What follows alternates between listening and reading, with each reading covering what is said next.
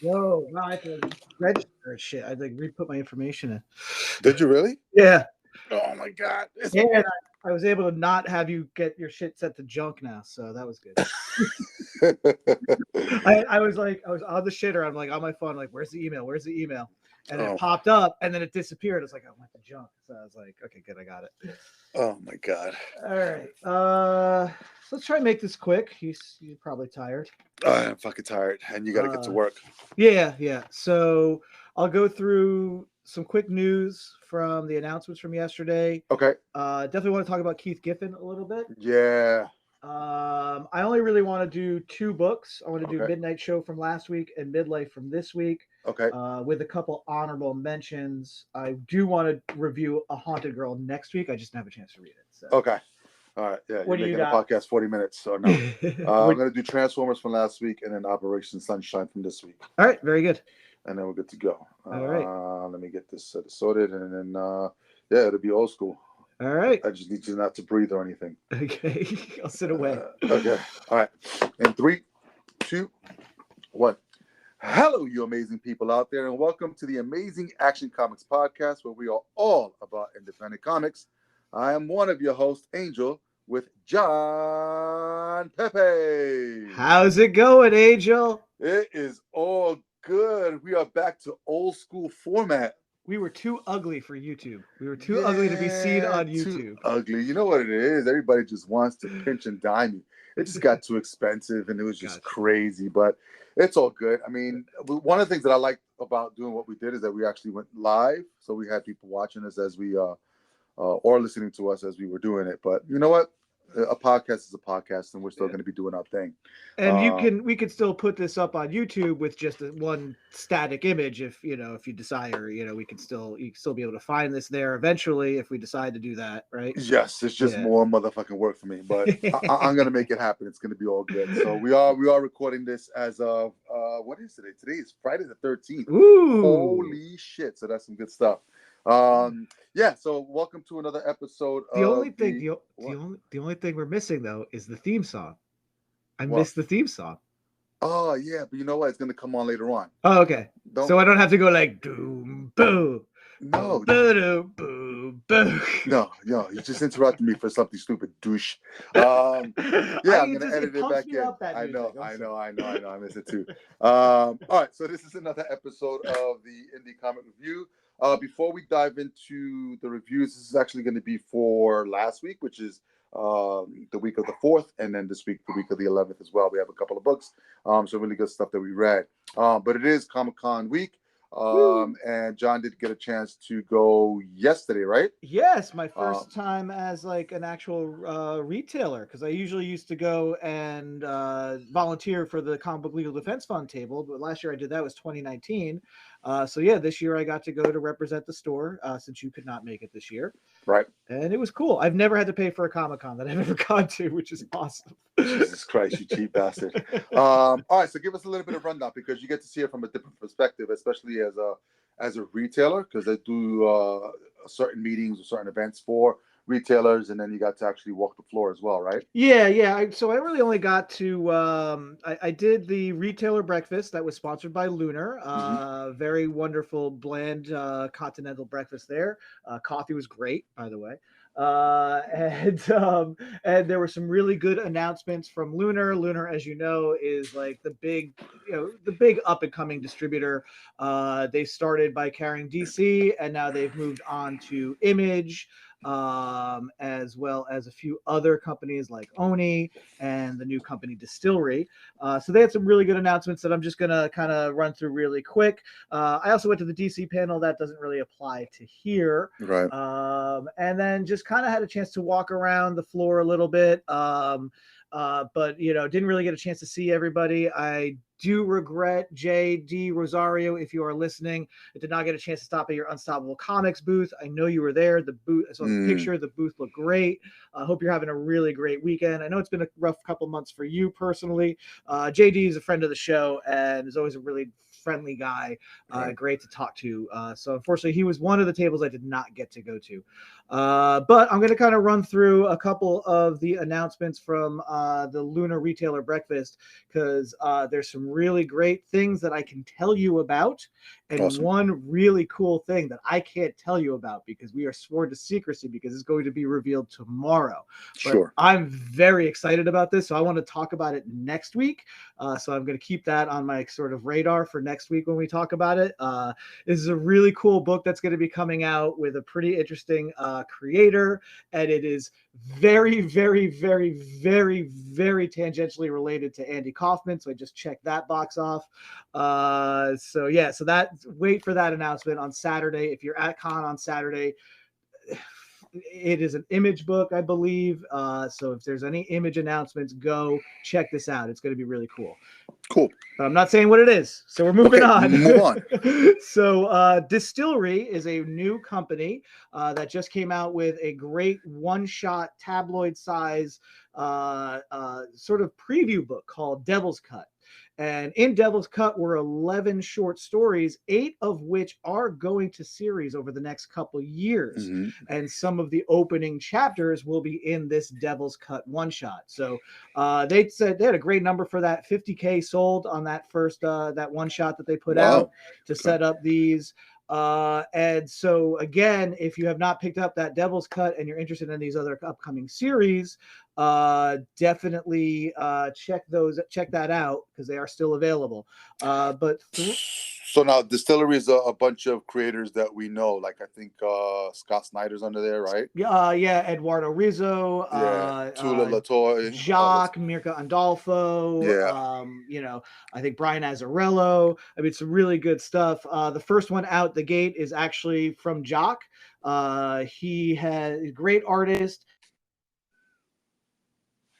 and a Black Label book for DC, and this is his first time creator on an independent level. The series is called Gone, and they had a good way. They said, look, for people who like Andor or Hunger Games, this is a really good series for you.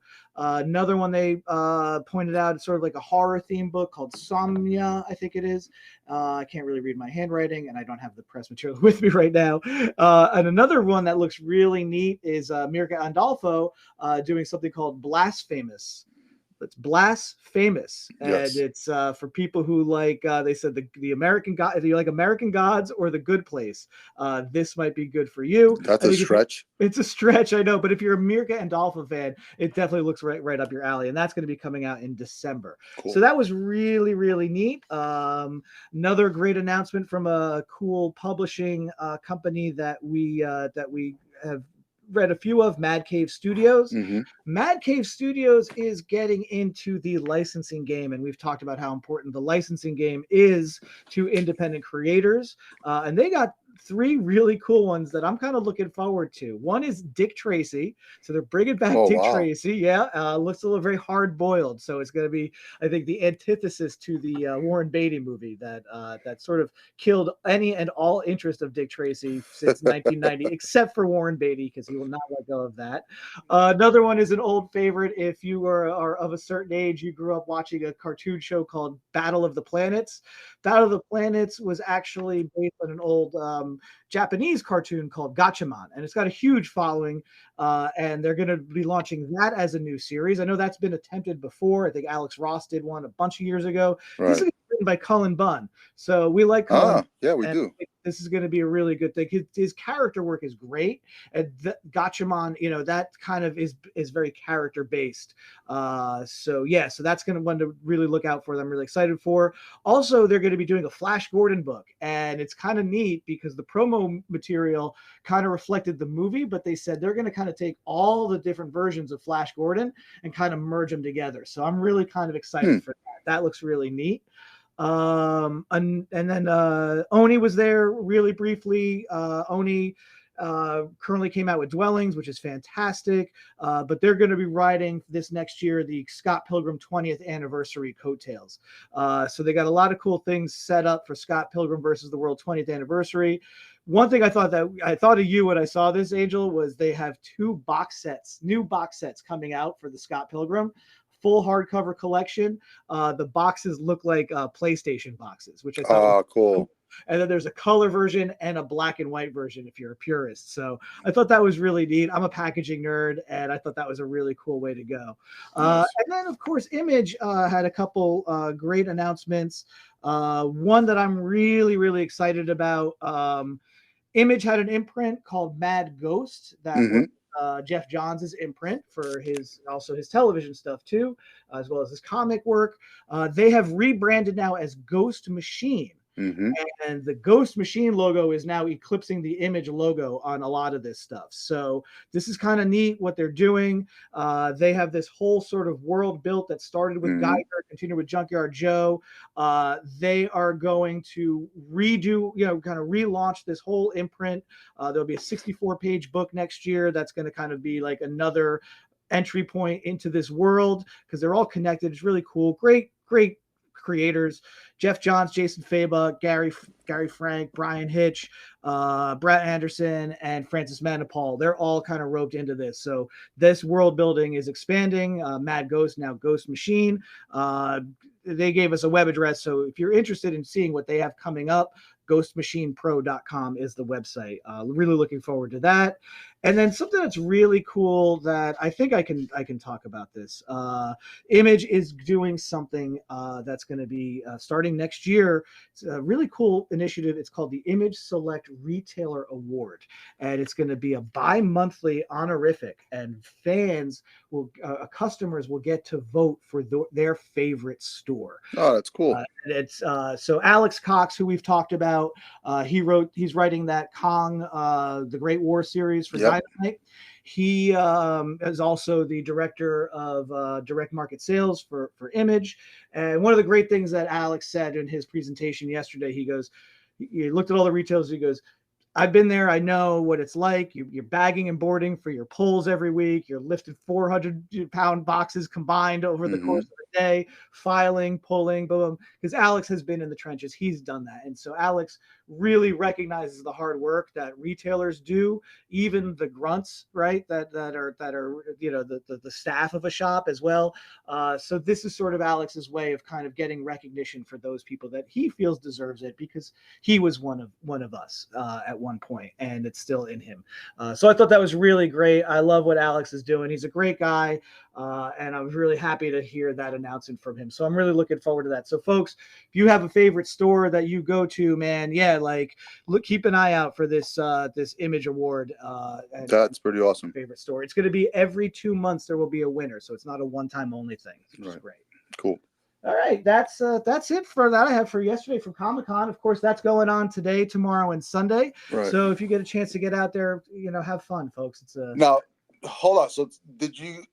Because I came across something, and I don't know if it's true, because I was in disbelief of it. Okay. So because I've been watching Thundercats, not the original. I didn't know that they re-released something in 2011. Yeah. It only was one season, but I'm like going through it. But then I'm flipping through. I have no idea where I saw this. But Dynamite, who licenses all these different properties now, I believe is licensing Thundercats. Ooh, yeah, that's not an announcement that I saw, and I didn't really see anything about that. I hope it's true. I gotta find out if it is true, because we're in dire need of a new Thundercats comic, and hopefully it'll be good. Yeah, last few comic attempts in the last 20 years were not as good. Not really what people wanted from the Thundercats property. So if they can get that. Yeah, again, I mean, that was just day one, so there's going to be lots of announcements throughout the weekend. Like I said, including one that we were told about as retailers that I cannot tell you yet. So. Which is fine, because you keep teasing it and you're making it worse.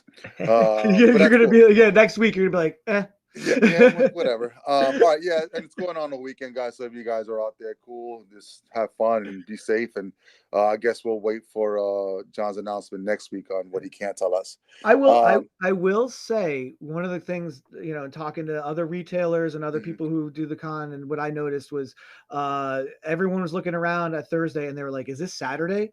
Because it was packed yesterday. Packed. It was a really good showing for Thursday. I mean, I think this is probably I would say first official show. after the pandemic, even though we already had one. Yeah. But because everything seems almost normalized right now, it felt like it. I mean, I was getting messages that tickets were sold out, like maybe 3 weeks prior, 4 weeks prior to the show. So, Yeah. it was going to be huge. But yeah, I mean, it's cool. It's always good to see, like, it's one thing to be a fan, but to be in the trenches like we are as retailers and working on that back end, and having some exciting news coming down the line and down the pipe just means that there's going to be some really great content for the customers, and the fans, which is awesome. So yeah, all right, Comic-Con, yeah, it happens every year. I guess we'll see what happens next year. All right, so moving on really quickly. So we got one more bit of news. It's not great news. It's actually really sad news. Yeah. John, I'll let you handle it, and we'll go from there. Yeah, man, we lost another great one. And this guy, Keith Giffen. Keith Giffen, yeah, the main man.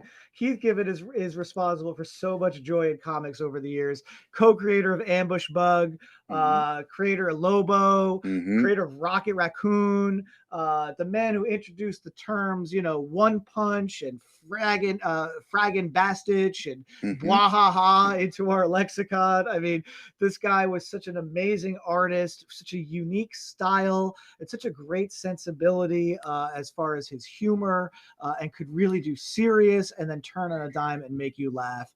There really no one like Keith Giffen. And by all accounts, really nice guy to fans and to retailers. I know he did a signing at Joker's Child in the early days, and just was such a delight, according to Len and Karen. So yeah, real tough loss. 70 years old. In classic, true Keith Giffen style, his last wish was his announcement of his passing was to be a tweet that says that literally it was as if it came from him. It said, I told Comic-Con I was sick, or I told them I was sick. Anything to get out of going to New York Comic-Con. Keith Giffen, R.I.P. and like the years, and then he ended it with Bwahaha.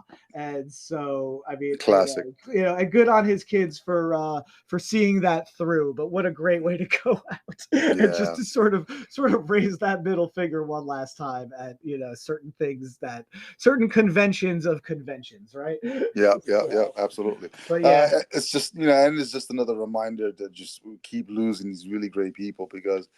I mean, it's one thing to have like the current creators, but people that, kind of like change the market with certain characters and stuff like that are going to be around for a long time. That, I mean, Lobo's one of my favorites. And it's like, not everybody can write him in that sense or write him like he was written and drawn and stuff like that too. So that old school Lobo stuff was just fantastic. And, I'm gonna miss that. Yeah, and I don't know if Keith, was able to see the Blue Beetle movie that came out a month or two ago, but he also, co-created Jaime Reyes as a character, and a lot of the mythology that he built into that book from 2006 made it into the movie. So I hope he did get to at least see that and was well compensated for that, and at least that was something that he got to see realized fully on the big screen. Yeah, which sucks. I think the check came the day after. Right, exactly. A little too late.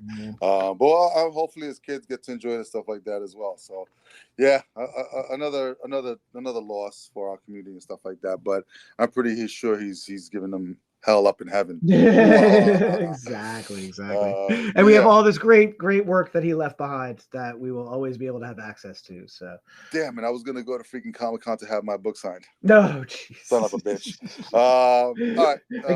Again, anything to get out of Comic-Con. Anything to get out of Comic-Con. All right, cool. So that's all that we have for you when it comes to the news. We're gonna run through these books that we had for last week, which was the week of October 4th. So let's start with those. So let me start. Yes. Since you've been talking a lot. The big metal elephant in the room. Big metal elephant. All right, so we're going with DWJ. If you don't know what that stands for, then you suck. This is Daniel Warren Johnson and Mike Spicer. This is Transformers. This is on the Skybound imprint under Image. This is Robert Kirkman's imprint. So we all know that Robert Kirkman, got the the license rights to, I think it's G.I. Joe and Transformers, and is creating this world. Everything's about universe building and world building now. So we're going to have all that stuff coming out. We'll see who does it really well, and we'll see if, any of this stuff actually sticks. But the first book that came out in this whole series of, world building, or the Energon verse, was Void Rivals. And I've been reading it, and it's actually pretty good. Mm-hmm. And so the first Transformer that we got out of this particular book was Jetfire, who was found on an asteroid by these two rival factions of a male and female, looking for resources for, back home. And, for some reason they awaken him, and he just takes off and leaves them there, which is hilarious. They stranded on the asteroid. So here we got Transformers issue number 1, written and drawn by Daniel Warren Johnson, colors by Mike Spicer, and then letters by Russ Wooten. Listen, we just raved about Daniel Warren Johnson last year in regards to, the book that he gave us, Do a Powerbomb. He just has a really good sensibility, I think, of understanding his material, which is great, and he writes to that. There's a really good, editorial in the back that he gives in regards to his experience and influence of what Transformers did for him as a child, and sort of like, and I know we've said this in the past where, artists or creators, do a book and it's a love letter to their childhood, but this is really truly a love letter to his childhood in regards to the influence that Transformers, the actual comic, had on him. And you can see it. And I think what he does really great is that he has a really great way of having these mini stories within the overall arc of the story that he wants to tell. So it grounds it. And so what I mean is, all right, so we know that we're going to get the Autobots and the Decepticons sometime. And they're going to be two rival factions that are going to be going at each other, because we've seen the cartoons, we read the comics in the past. But there's this relationships that are happening outside of everything that's going on. So we know Spike and Sparky, father and son. We've seen them in the show. We've seen them in the comics before. But he's writing them as sort of like they have this relationship that's strained, and something's happened. And we don't know. We kind of assume that we know, but we really don't know what's happened. And his father's like, drinking a lot at the bar. And, they have this really like strained relationship. And we can see that from the very beginning. So we know something's happening there. And then he has his best friend, Carly, this female. They're getting ready to, go to some peak where they're going to take a telescope and look at stars and stuff like that. And they happen to fall into a crack that happens to be the freaking Autobot ship that crash landed who knows how long ago. Now, all of this is happening simultaneously as Jetfire is landing on that plane. So from whenever he took off in Void Rivals to now, he's landing on that plane, and basically he's activating the ship's computer to be able to regenerate all these Autobots and Decepticons that are on the ship. So they were having some kind of like all-out war on the ship. Something happened and they all got knocked out, so they're just all down. So what's funny about what happens there is that the ship is randomly rejuvenating or waking up Autobots and Decepticons just randomly. So it's not saying, okay, these are the Autobots, let's wake them up first, and then this is the Decepticons, let's wake them up second, kind of thing, or whatever, or not wake them up at all. It's just waking up random robots as it goes on.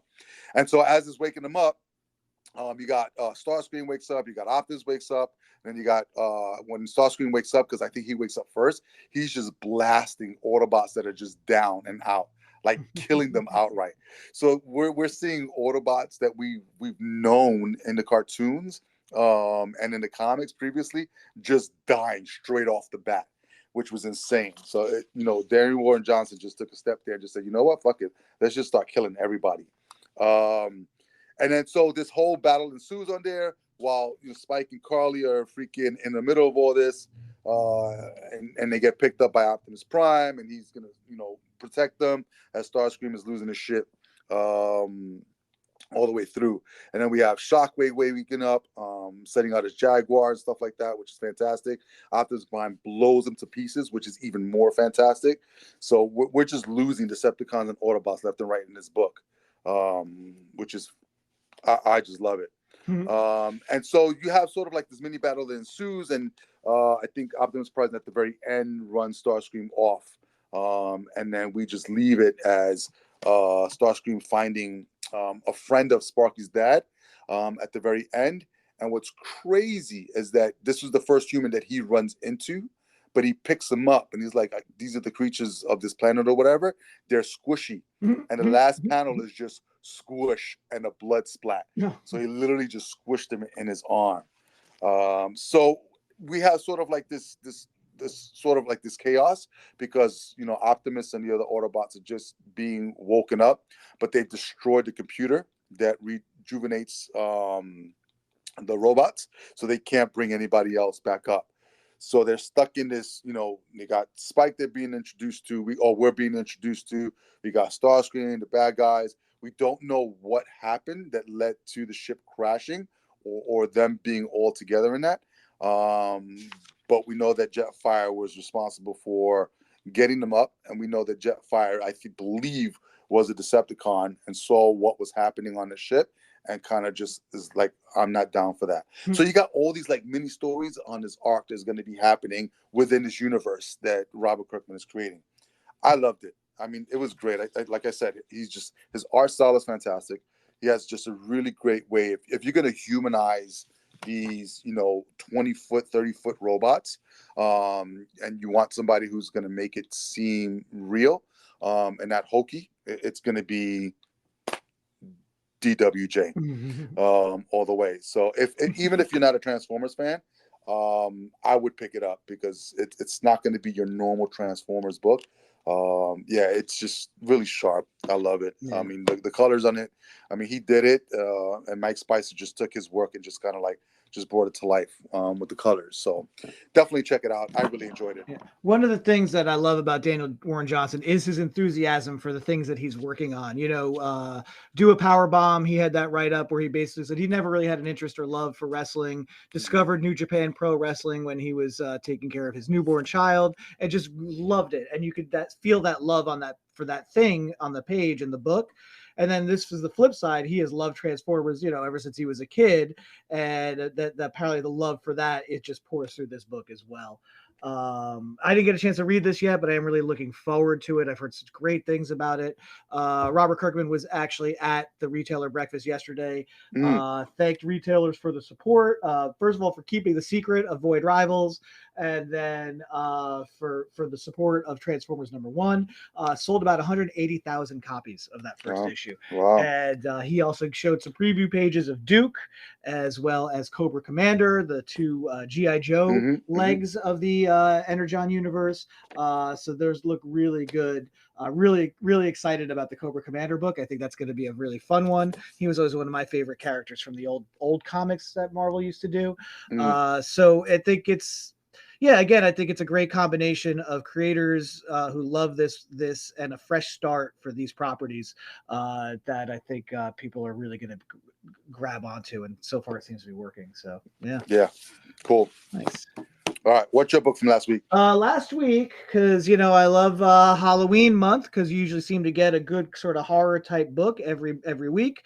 Last week, we got from Dark Horse Comics, The Midnight Show. And I do want to stress that they did spell midnight the proper way, Nite. This is written by Cullen Bunn, illustrated by Brian Hurt, colored by Bill Crabtree, lettered by Jim Campbell, and edited by Daniel Chabon, associate editor Chuck Howard-Lees, assistant editor Misha Gare. So this is a really cool book.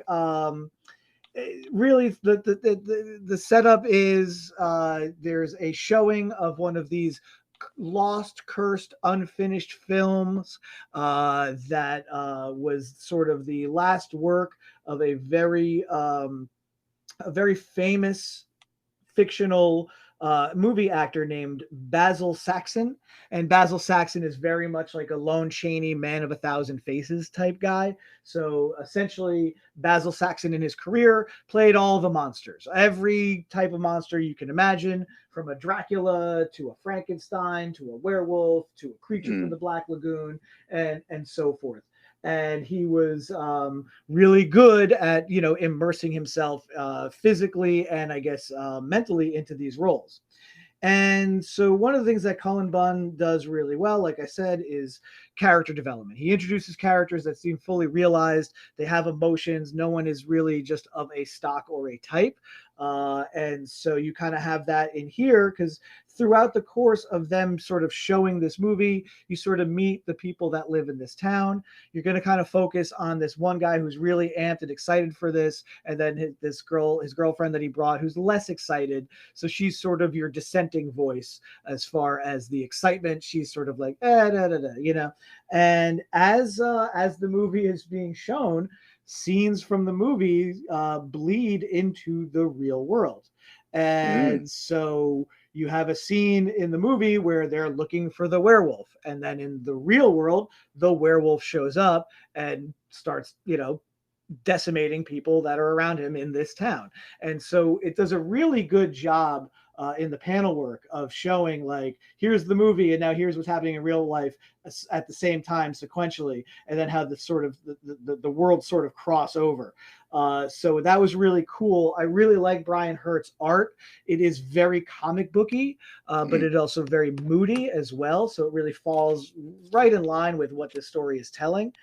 It's a really great setup and a really fun read, and I really look forward to seeing where this goes.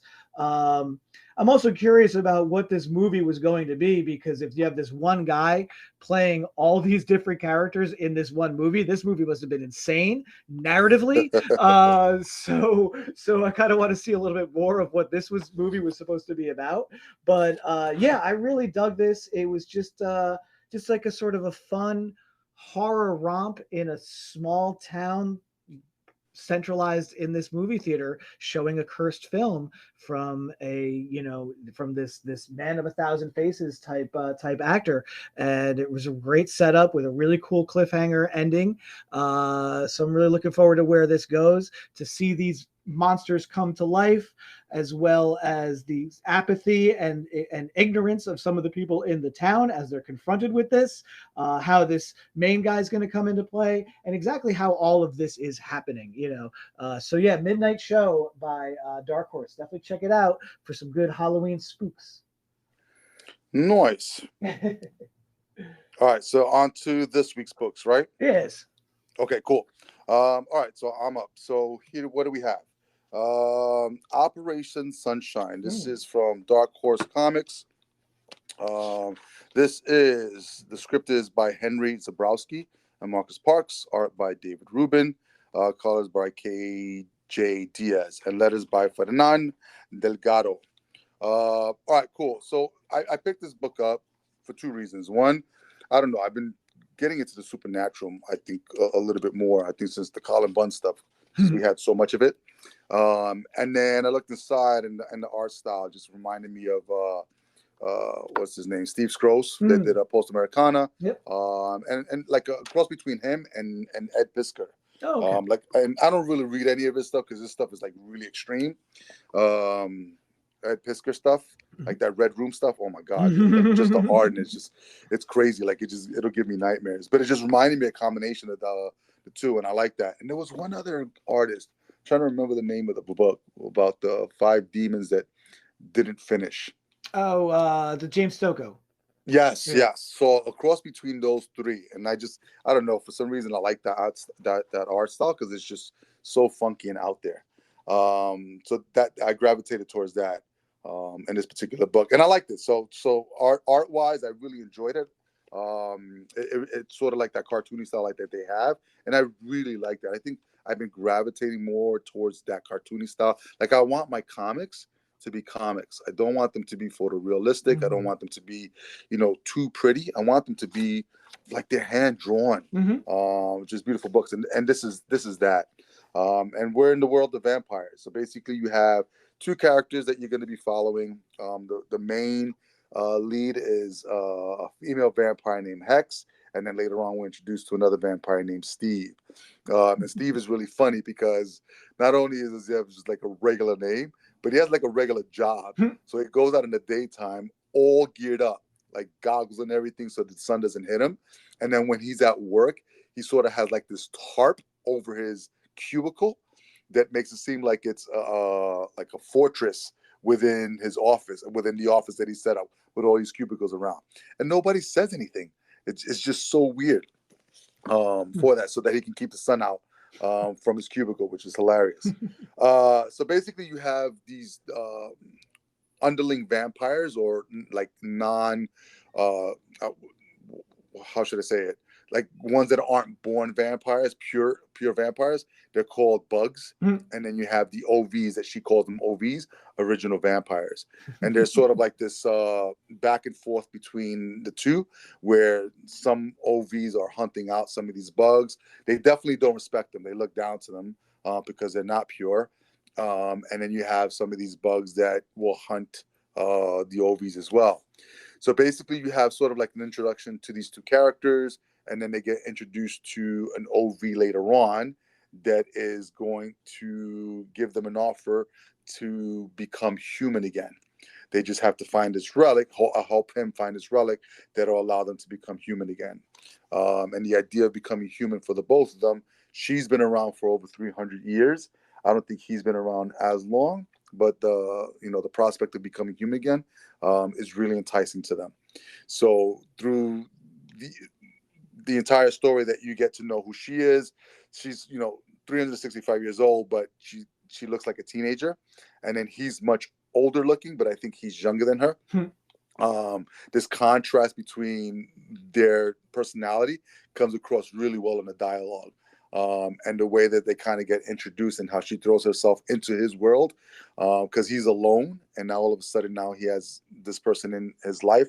It's almost like the 40-year-old virgin, when the female comes along into the relationship, it throws all his his life into array. You get that sense here. And then when you throw in sort of like the Dracula at the very end that introduces himself, it's just funny because there's like all these different myths that we have of like vampires.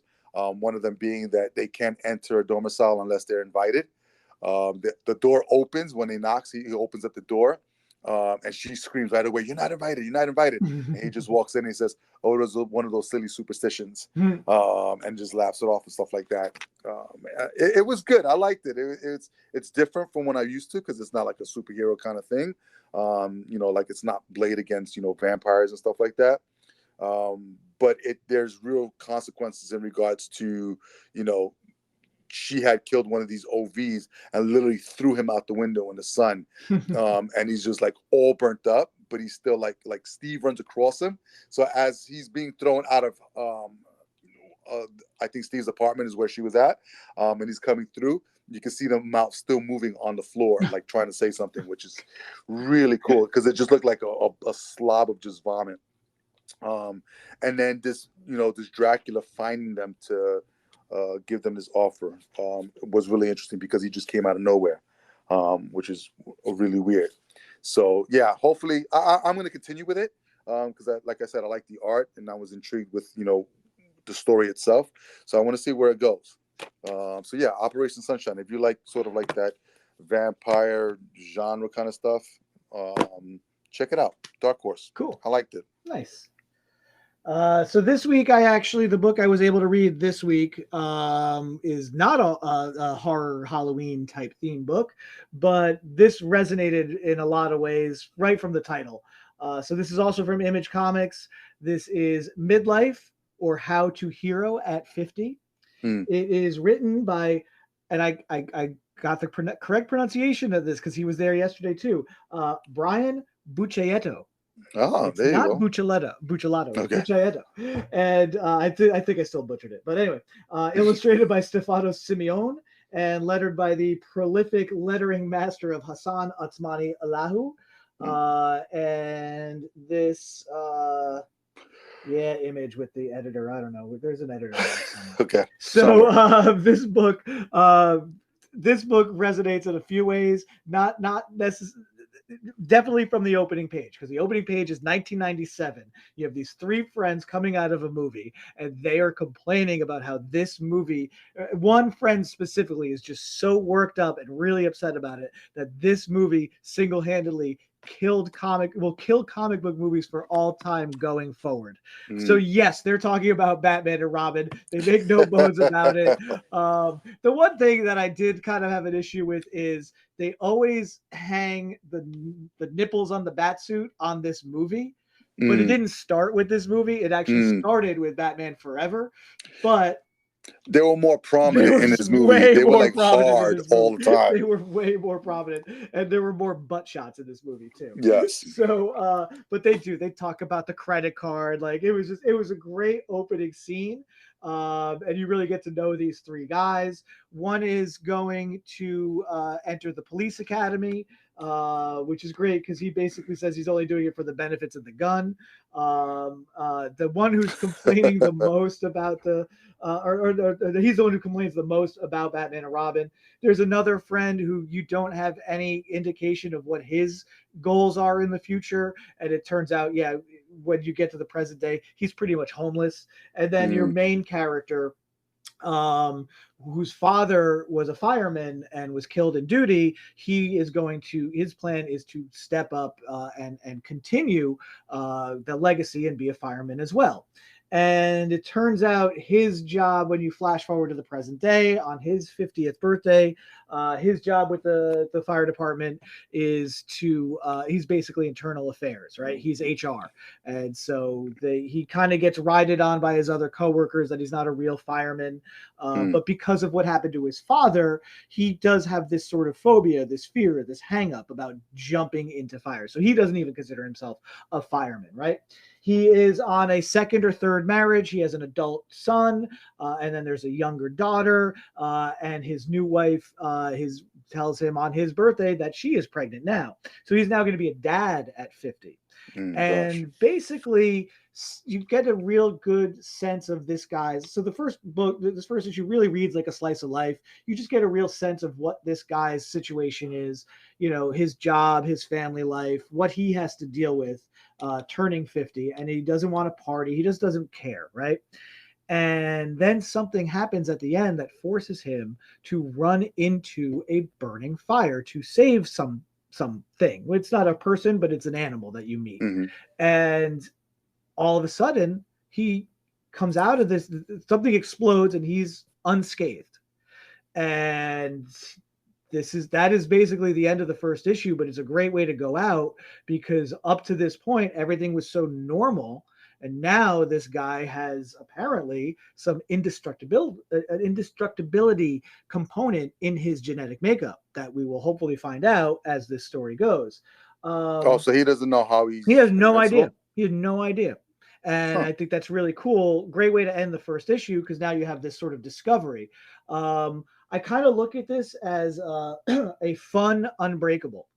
Because Unbreakable was a really good movie, but boy, was it like... Yes. Right? So it's just down and blah, blah, blah. And this has a little bit of that midlife beat down by life aspect of it, but it also has a, like I said, a lightness to it. And some of that has to do, I think, with the art by Simeon, which is really nice. It's like realistic but cartoony. The color palette works really well for the scene transitions. Some of the line work is a little too thin for my eye, but as I was reading it, I was really getting into it. I was really pulled in, and I found everything easy to interpret and to digest and to read. So I thought the dynamics of the characters in this were great. I thought the setup is really cool, really good hook. I really want to see where this is going. Midlife or How to Hero at 50. I think a lot of us middle-agers, I know you're not yet because you just turned 38, we're really this will resonate with us in a lot of ways, especially those of us who, sometimes have that, well, what if I was indestructible? What would I do? And I like to see where this is going to go. So, I really like that. It's good effort. Which is weird because I wonder if they're going to introduce an antagonist at all. Right. That's the thing. What is, because again, that was and you don't want to mimic the Unbreakable movie too much. Right. But yeah, that was the whole thing was like, if there's one side of this, then there's going to be the other. There's going to be the opposite of that. So is this a situation, where this guy is granted powers and somewhere else there's someone who's less altruistic or less human in their thought and living and understanding that also has something. So there's again a great setup, a great first issue, because it's not light. It is just all set up for this guy's situation, but you really get a sense to know this guy. And now you have this big question mark at the end that, again, I'm really eagerly awaiting the second issue to see where this goes. So, oh man, this sucks. This is why I hate reviews, because now I have to pick up the book. I saw it and I was like on the edge, and I was like, oh, this one. But then Operation Sunshine got me, and I was like, I didn't want to read too much, but now I'm gonna have to pick it up. You suck. It sounds good, actually. All right, well, there you have it. You got 4 books to choose from over the last couple of weeks. We definitely will be here next week, because John has an announcement that he's going to be making, because he can't share this week. He said that explicitly over and over and over. I also had a book this week that I really wanted to review. I didn't have a chance to read. It's from Image. When there's Zizigi imprint, A Haunted Girl, by Ethan and Naomi Sachs and Marco Lorenzana. It looks really interesting, and it also seems very important, which I'll get into next week as to really why I would like to talk about this. 2 other books. He wrote it with his daughter. I mean, look, it's interesting, and it's we can talk about it next week, because I read the insert on it, and it's definitely worth talking about. Yeah, absolutely. Another one I picked up, Destiny Gate from Top Cow and Image, based on a video game. So I want to kind of read that just to see if I can, without knowing any of the game, to see if that is a good cold entry. I might talk about that next week. And I just want to honorable mention Tony Fleeks, co-writer of Local Man with Tim Seeley and writer of Stray Dogs, one of our favorite books from a couple years ago. He's doing this new Army of Darkness Forever book. If you are an Army of Darkness fan, we are at the 30th anniversary of that movie. Yeah, it's crazy. This is a direct continuation from the director's cut version of that movie, and it kind of tries to reconcile both endings. So if you're an Army of Darkness fan, you're going to want to pick that up. It is very much a retread of the movie at the beginning, just to set you up for what's going on. So even if you haven't seen the movie, you get a good sense of what that movie was about. But yeah, nice. Army of Darkness Forever, that is from Dynamite. So that's another one that I picked up this week that I just wanted to mention really quick. Cool. All right. Awesome. Yeah, plenty of content out there, guys, to pick up. So make sure you definitely visit your local comic shop, support, and pick up some books. All right, cool. That is the end of our Indie Comic Review. You got some news there as well. We'll have some more for you next week. Same bat time, same bat place. Oh, we're an indie comic. So what's the opposite of a bat? It's not mainstream. Same mouse time. No, mouse time. the Flighter Mouse from the original Tick comic. There you go. Ooh, there you go. All right. If you like what you're hearing, just make sure you click subscribe to the podcast, because we'll be here every week, hopefully, or if not every other week, or sometime, to bring you some news and some much needed reviews. If you want to be on the podcast, if you're a creator, want to promote yourself and or something that you have got going on, go to amazingactioncomics.com/podcast, fill up the form. We'd love to have you on to discuss you and or your project. Visit amazingactioncomics.com to stay up to date on everything that we've got going on over there, because we still got stuff going on over there.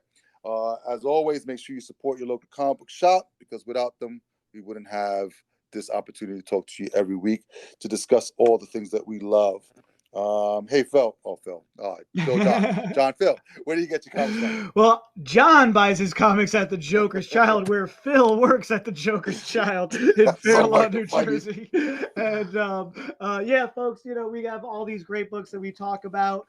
We do have Transformers. We got some in. We're going to get some more back in. We'll get those second prints. But yeah, come on down to the Joker's Child if you're ever in Fair Lawn, New Jersey, especially if you happen to be at Comic-Con and you kind of want to Jerseyify your experience. Yeah, come on down across the bridge and come and see us. But like Angel said, always patronize your local comic shop, because honestly, without local comic shops, we would all just be stuck reading digital comics, and then we would all be blind. That's correct. That's the good patronize, not the bad. The good, yes. Oh, you run a comic shop. All right, kiddos. Until next time, please, please, please be amazing. Stay amazing and read something amazing. Boop. All right, 49 minutes. Holy shit. And that's condensed. All right, cool. I'm gonna edit this bitch and get it done and get it up. All right, cool. Have a great day. All right, I'll see you next week. All right, have a good weekend, man. Bye. All right, later.